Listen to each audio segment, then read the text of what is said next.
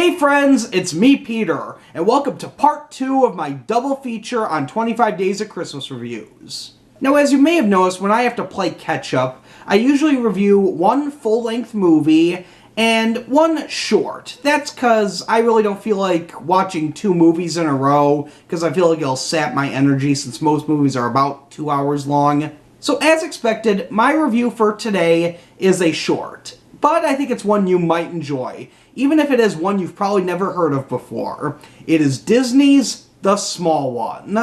The short takes place in the Middle East, where a little boy and his father raise a bunch of donkeys to help them do their work. When one of the donkeys, known as Small One, gets too old, the father tells his son to go to town and sell the donkey. But the little boy decides that not just anyone can have Small One. It has to be someone special, someone who's going to take very good care of him and treat him well. Unfortunately, he encounters a bunch of unsavory people who want Small One, or even worse, a bunch of people who are rude and who don't want Small One, instead insulting the donkey for his age and his lack of strength.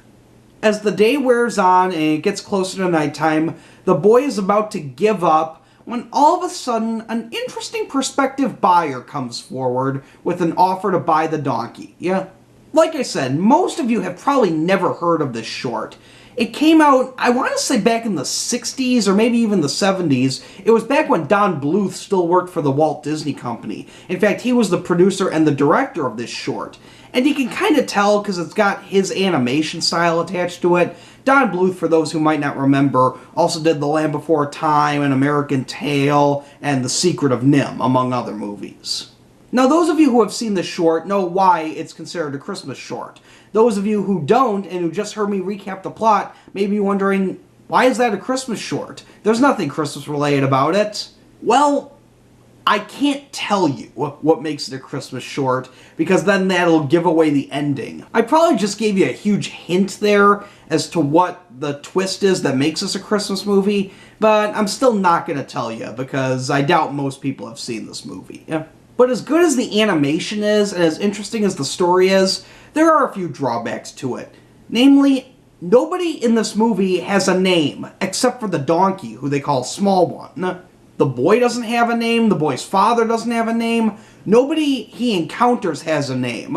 And depending on who you are, that can either get annoying or it doesn't really bother you.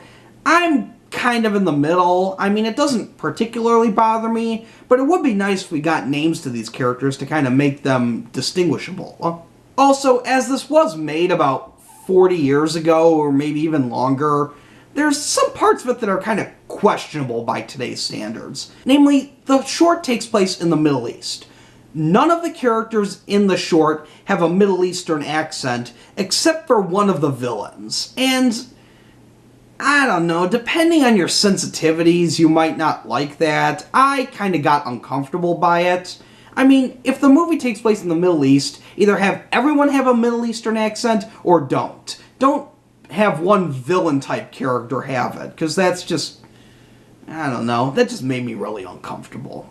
But looking back on this short, I have to say, yeah, I'm pretty glad I saw it. I already kind of knew what it was about because I was introduced to this through the Nostalgia Critic, much like I was with The Little Match Girl. This was included on his top 12 Christmas specials lists a few years ago.